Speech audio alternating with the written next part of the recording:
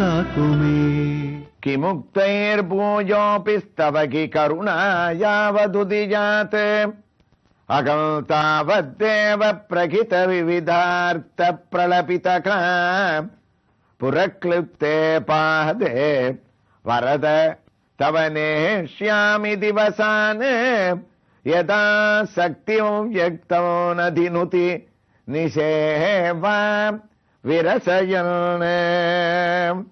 நாராயண பட்டத்திரியனுடைய உத்தமமான 3வது தசகத்தினுடைய கடைசி ஸ்லோகத்தில் ஜனமேஜயனுடைய திவ்ய சரித்திரத்தை ஞாபகப்படுத்துவது போல உத்தமமான குருவாத புரீச புராணம் வர்ணிக்கக்கூடிய அவருடைய ஒரு வைபவங்களை நாம் கேட்டுருக்கோம்.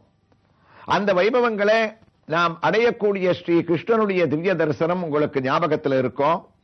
திருக்கோயிலானது பாங்கே பிகாரி ஸ்ரீ கிருஷ்ணனுடைய திருக்கோயில் சென்னை தாம்பரம் படப்பை மார்க்கத்தில் அதற்கு படப்பைக்கு அருகிலே அமைந்திருக்கக்கூடிய வஞ்சுவாஞ்சேரி என்ற சிறிய கிராமத்திலே இருக்கக்கூடிய வடக்கிந்திய பாணியிலே அமைந்திருக்கக்கூடிய இந்த திருக்கோயிலில் நாம் இப்போது மற்றொரு உற்சவரை நாம் இங்கே தரிசிக்க ஆரம்பிக்கின்றோம்.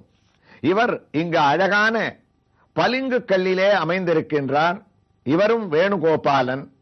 இந்த சுவாமி ஒரு அரக்கு வஸ்திரத்தை அழகாக அணிந்து கொண்டு 2 மயில் தோகைகள் அழகாக 2 வண்ணங்களிலே அவரை அலங்கரிக்க தன்னுடைய திருமேனியிலே பச்சை பதக்கத்தை சார்த்திக் கொண்டிருக்கின்றார்.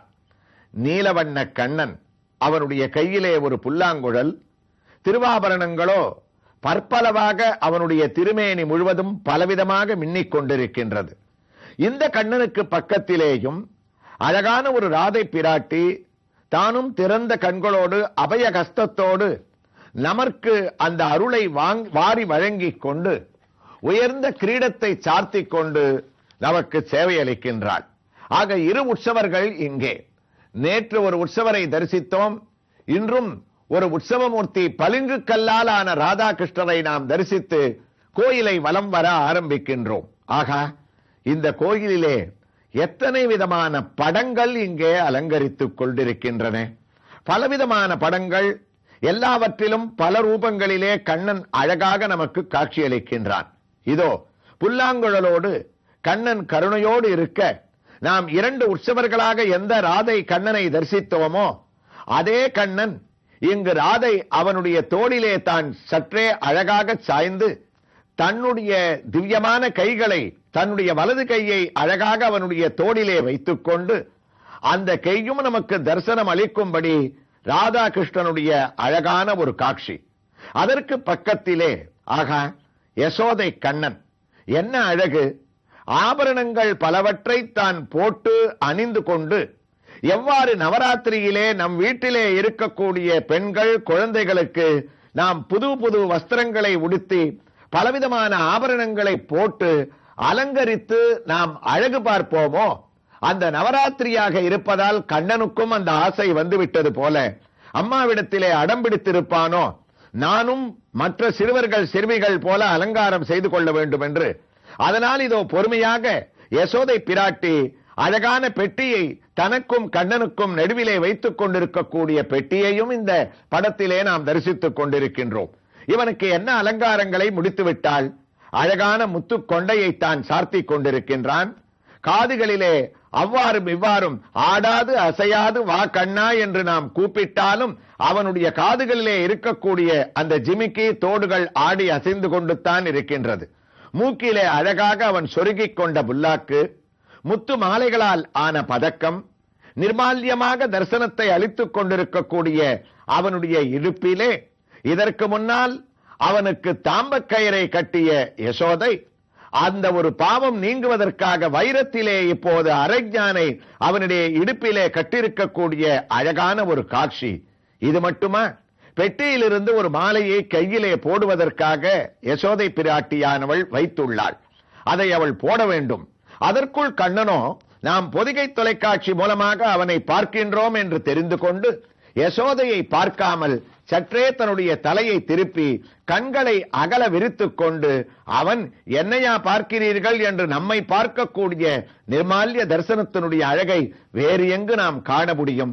அதே போன்று தான் கையிலே எடுத்த வளையலையும் யசோதை வைத்துக் கொண்டிருக்கின்றாள், கண்ணனுக்கு சார்த்த வேண்டும். சாந்தமான முகத்தோடு இருக்கக்கூடிய யசோதை கிடக்கில் தொட்டில் கிழிய உதைத்திடும் என்று மற்றொரு படத்திலே அந்த குறும்புக்கார கண்ணனை தன்னுடைய இடுப்பிலே அமர வைத்துக் கொண்டு அவனும் ஒன்றும் தெரியாதது போல் இருக்கக்கூடிய ஒன்றை தரிசனம் செய்து கொண்டிருக்கின்றோம்.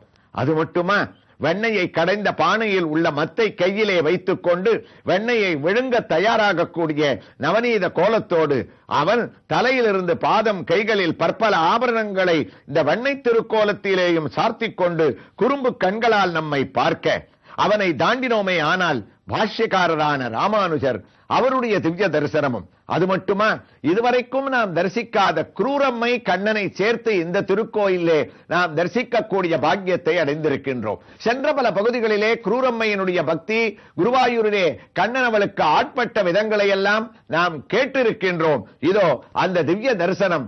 குரூரம்மையானவள் தன்னுடைய பிரசாதத்தை கண்ணனுக்காக தயார் செய்து கொண்டிருக்க அவளுக்கு பக்கத்திலே நின்று கொண்டு அவன் உதவக்கூடிய குரூரம்மை கண்ணன் இவர்களுடைய திவ்யமான தரிசனத்தை அடைந்து பலராமனும் தான் அவன் முதுகை தான் குனிந்து காண்பிக்க கண்ணன் பலராமன் முதுகிலே ஏறி அந்த உரியிலிருந்து வெண்ணையை எடுப்பது போல அழகான இந்த படங்களோடு இருக்கக்கூடிய காட்சியை நவராத்திரியிலே உத்தமமான இந்த சரஸ்வதி பூஜையான அழகான தினத்திலே பல கண்ணனோடு நாம் தரிசிக்க கூடியவர்கள். உண்மையாகவே பரம பாக்கியத்தை நாம் அடைந்தவர்கள். இந்த திவ்ய தரிசனத்தோடு நம்முடைய கேள்வியானது, குஷ்டரோகத்தோடு அவதிப்பட்டுக் கொண்டிருக்கக்கூடிய ஜனமேஜயன் என்ன ஆனான், அவனுடைய நிலைமை என்ன ஆயிற்று என்று நாம் சற்றே சிந்தித்தோமே ஆனால் அவன் நேராக க்ரூரேன கர்மதோஷேன கோரம் நரக சம்மிதமும் குஷ்டமஷ்டாதசவிதம் பபாதே யுகன்றுப்பவாம். பாம்புகளை இவன் தன்னுடைய தகப்பனாரை பாம்புகள் அழித்து விட்டதே என்ற பரீட்சித்து பேல் இருக்கக்கூடிய பாசத்தால் இவன் யாகம் செய்து அழித்தான் என்று கதையிலே நாம் கேட்டோம். அதனால் இவனுக்கு என்ன ஆயிற்று? குருவாயூர் புராணம் கூறுகின்றது, ஒரு குஷ்டரோகம் வரவில்லையாம், 18 விதமான குஷ்டரோகங்கள் உலகத்திலே இருக்கின்றன. அந்த 18 விதமான வியாதிகளும் சேர்ந்து ஒருங்கே இவனை வந்து பீடித்துக் கொண்டு விட்டது. இந்த சர்ப்பதோஷமாக குஷ்டம் அஷ்டதசாவிதம் பபாதே யுகன்றுப்பம். மித்ரன், மந்திரிகள், பிள்ளைகள் யாரும் இவரிடத்தில் வரவில்லை. எல்லோரும் இவனை ஒதுக்க ஆரம்பித்து விட்டார்கள். அப்போது இவனுடைய மனக்கவலையால் தத்ர ஜகாம பகவான் ஆத்ரேய முனி சத்தமக நிருபதாபவிருத்தியர்த்தம் ஸ்வகாருண்ய பிரசோதிதக. ஆத்ரேய முனி அந்த காட்டிலே இருந்தார். எந்த முனிவரிடத்திலே தன்னுடைய பரம்பரையைச் சேர்ந்த தன்னுடைய தாத்தாவான பரீட்சித்து ஒரு அபராதத்தை இழைத்ததால் அடுத்த தலைமுறைகள் கஷ்டப்படுகின்றதோ அந்த கஷ்டமானது ஒரு முனிவருடைய அருளாலேயே தான் தீர்க்கப்பட வேண்டும் என்று பரீட்சித்தினுடைய பிள்ளையான ஜனமேஜயன் விரும்பினான் போலும். அதனால் காட்டிற்கு ஓடினான். அங்கு இருக்கக்கூடிய ஆத்ரேய மகரிஷியினுடைய உத்தமமான பாதங்களிலே விழுந்து, என்னுடைய 18 விதமான குஷ்டரோகங்கள் நீங்குவதற்கு வழியே கிடையாதா? மகரிஷியே, அனைவரும் என்னை ஒதுக்குகின்றார்கள், ஜனமேஜயனான நீங்களும் என்னை ஒதுக்காமல் முனிவர்களுக்கே உண்டான ஒரு கருணையால் எனக்கு நீங்கள் அனுகிரகிக்க வேண்டும், அருள் புரிய வேண்டும் என்று மகரிஷியனுடைய பாதங்களிலே விழுந்து கதறினானாம். உடனே மகரிஷியானவர் கூறினார், என்னிடத்திலே கதறி பயனில்லை அப்பா, நீ செல்ல வேண்டிய க்ஷேத்திரமானது ஒன்னு இருக்கின்றது. ஜனமேஜயா, நீ நாட்டை விட்டு நேரே பரசுராம க்ஷேத்திரமான கேரளத்தில் இருக்கக்கூடிய குருவாயூர் கண்ணனை போய் தரிசிப்பாயாக. கேரளேஷு மகாத் புண்ணியம் குருவாயூபுராபிதம் திராக்ஷாத் த்ரைலோக்கிய விஸ்ருதம் சாட்சாத் ராம காமுக மந்திரம் பகவத் பூர்ண சாநித்ய பிரசித்தமோ க்ஷேத்திரமுத்தமம். இவ்வளவும் அந்த ஆத்ரேய மகரிஷி இவருக்கு உபதேசம் செய்தது. ஜனமேஜயா, நீ குருவாயூருக்கு போ. கண்ணன் ஒருவன் தான் உன்னுடைய வியாதியை தீர்க்க முடியும்.